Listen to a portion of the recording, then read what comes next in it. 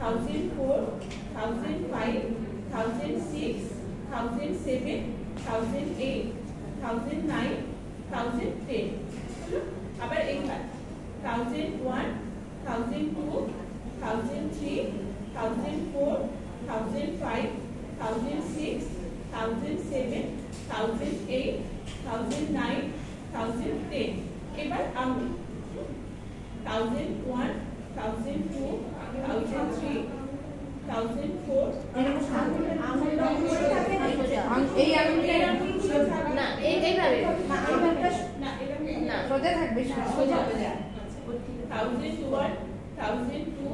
1003, 1004, 1005, 1006, 1007, 1008, 1009, 1010 আবার এদিকে 1001, 1002, 1003, 1004, 1005, 1006, 1007, 1008, 1009, 1010 এবার নোকগুলো হবে না এবার অ্যান্টি ক্লক ওয়াইজ হবে 1001, 1002, 1003, 1004,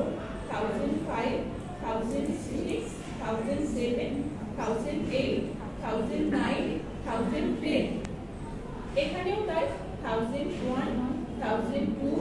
1003, 1004, 1005, 1006, 1007, 1008, 1009, 1010 হলো এইবারে আমার এই জায়গাটা এগুলো হয়ে গেল আমার এই জায়গা থেকে হবে 1001, 1002, 1003, 1004, 1005, 1006, 1007, 1008, 1009, 1010 এখানেও তাই 1001, 1002, 1003, 1004, 1005, 1006, 1007, 1008, 1009, 1010 হয়ে গিয়ে আমরা হাত ধোবো ধুয়ে হাতটাকে এরকম আপরাইট পজিশনে রাখবো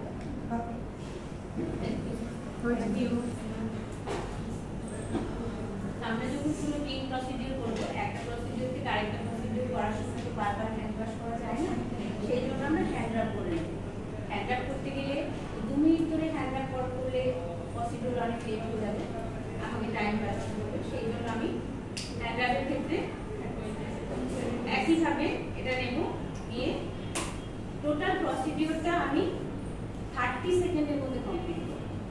এক একটা 6 স্টেপ এক একটা স্টেপ 5 সেকেন্ড সেক্ষেত্রে আমি 10 বার করব না 1 2 1 2 3 1 2 1 2 3 1 2 1 2 3 1 2 1 2 3 1 2 1 2 3 1 2 1 2 3 1 2 1 2 3 1 2 1 2 3 1 2 1 2 3 টোটাল স্টেপটা আমার